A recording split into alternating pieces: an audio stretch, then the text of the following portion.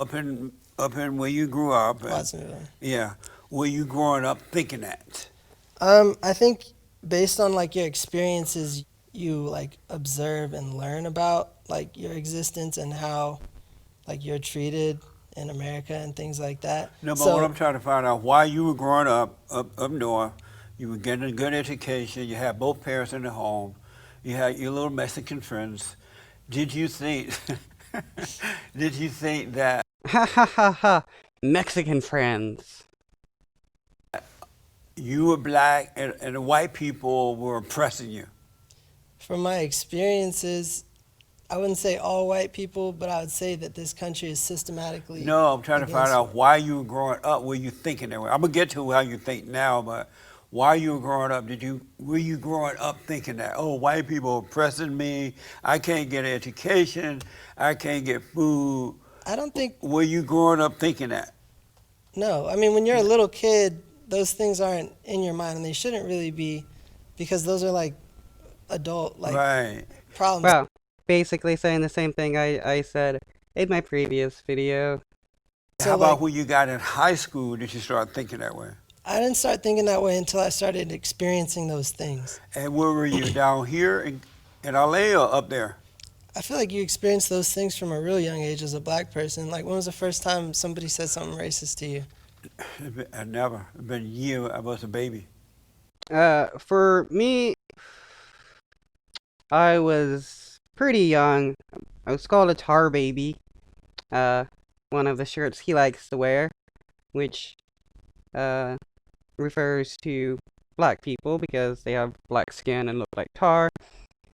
Um, also been called an Oreo in middle school. Uh, oh, there's been a few other times. Well, not just a few. There's been a lot, but I ain't gonna get into all of them. You were a Teenager. baby, a Teenager. teenager. So yeah, so when you're a teenager, you experience your first racial encounter. So what happened to you? When did you experience? You experienced one, an encounter, One, a racist encounter. plenty. I mean, that's like almost inevitable So as a while black person. growing up, you experienced it. Yeah. Tell me about your first one. I mean, I don't know if I can give you my first one. There's been a lot, but there was one time when me and my brother were really little, probably about, I might have been like 8 and my brother was 10, and we tried to go to, it was in Temecula where my grandma lived. There's a lot of white people, and we tried to go to this little like amusement park type thing, and there was like a ride, and me and my brother went to go on the ride, and the people at the thing said we were too big, when like we weren't. I was 8 and he was 10. We were small, and then a group of like teenage white kids got on the ride, and then when we went to go ride the go-karts, there was a bunch of white kids like swerving and trying to get us out, and one of them called my brother the N-word. So like, and this is like that. This is I was 8, so like you experience these things like throughout life as a black person, and those are the things that like make you realize that there's like unwarranted hate towards black people. So did you? Oh yeah. Kids don't think about racism until they're confronted with somebody that is racist like that. Um, eventually, yeah, as a black person or a POC, you will realize that there are a lot of racist people in the United States, and it's not just adults, but it's also from kids. You grow up thinking, "Oh, I'm experiencing racism right now." While growing up, were you thinking that? No, I don't think you understand it. When did It's you start confusing. thinking that it was racism? I think you recognize it once you learn more about like I'm trying to society. find out when did you start thinking that way? Okay, he's trying to act like once he got older and he learned about what the behaviors actually were, that it somehow changed the behaviors of the past, since he didn't grow up thinking that these people were racist, and it's because he didn't understand that the behaviors were racist, but he knew there was something wrong. So, but just because kids um may not fully understand that people are being racist, or actually perceive racist behaviors, doesn't mean they haven't grown up um, with people being racist towards them. Probably like, I don't know, 5th grade, 6th grade, like You start, middle school. at that time, you start thinking, I'm a racist. I mean, I'm experiencing racism. Wow, I guess that's a slip of the tongue for Jesse there. What? I guess in 5th grade, Jesse realized he was a racist and hated black people? I mean, yeah, when I experienced it, I started recognizing it for what it was. I think I was always experiencing racism. I just didn't know what it was at the time. And I think neither do most kids. Like, you start learning about racism and the power that it holds in around like middle school, when you start being able to like gather your own thoughts and understand things for yourself. So has racism held you back? Race? Why did you put the air quotes? Has racism held you back? You No. just graduated from USC, and you finished high school? You have two parents in the home. They fed you. They took care of you. Has racism held you back at all? We haven't let it hold me back. Has it held you back? No, because I didn't let it. And what did you do to avoid it holding you back?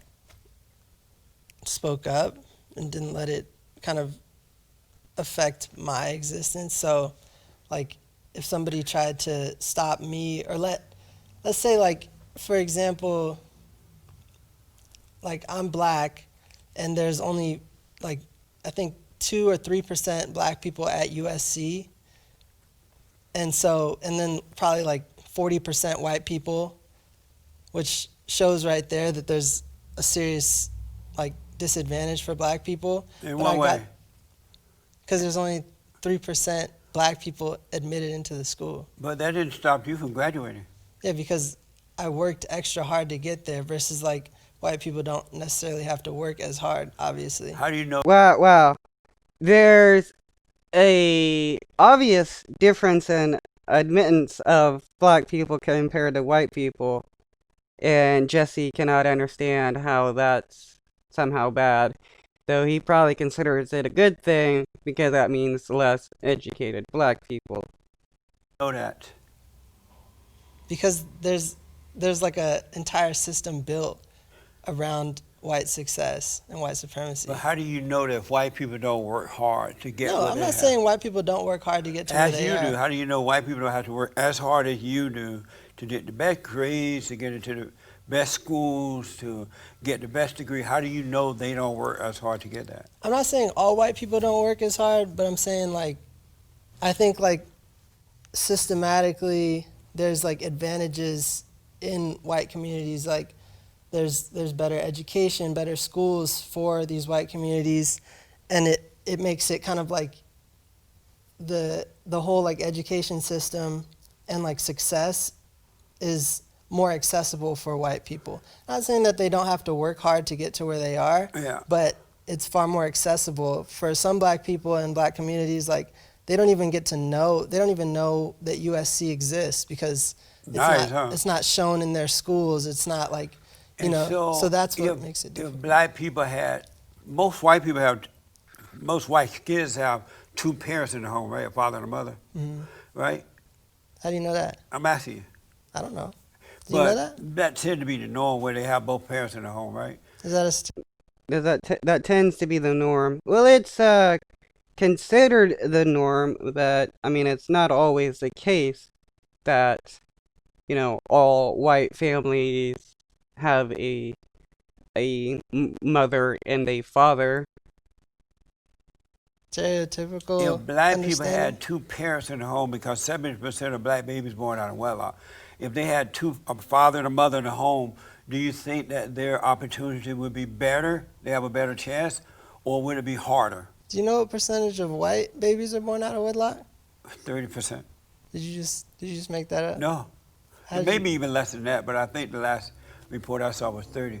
So I'm asking you, if black people had two parents in the home, would their kids have better opportunity in their own communities and elsewhere? Okay, a lot of times the only reason why families with two parents have are a bit more successful is because they have two incomes. It's not always the case. It just means that the more income that the family has, the more that can be provided for the kids. So the issue isn't, um, let's always have every family be two parents, but let's find a way to be able to provide all families with with affordable access to the goods and services that they need so that we could provide the kids with better opportunities to grow up successfully. I think not just black people, but any type of people But how having about the blacks? two parents in the home is a positive influence on a kid. Yes, Right. two So parents would it that be are best to helpful. have one parent or two? It's always best to have two, but that's not just for black people. It's for anyone. Right. But if the blacks did that, do you think they would have a better chance? I'm telling you, if anyone did that, they'll have a better chance at success. Right. But I'm asking about the blacks. Yes. Oh, okay. And you said that black people have to work harder, right? Hmm. Did you have to work harder than the white kids? I worked hard for myself. But I'm did s- they make? Did you have to do that, or you did it because that's what you were taught? I did it because I wanted to be successful and I Right. wanted But the to white reach people my didn't say you had to goals. do that, right? White people don't tell me what to do. Right. So No. where does this idea come from that black people have to work harder than the whites? It's not an idea, it's like a reality. And For where- example, my school,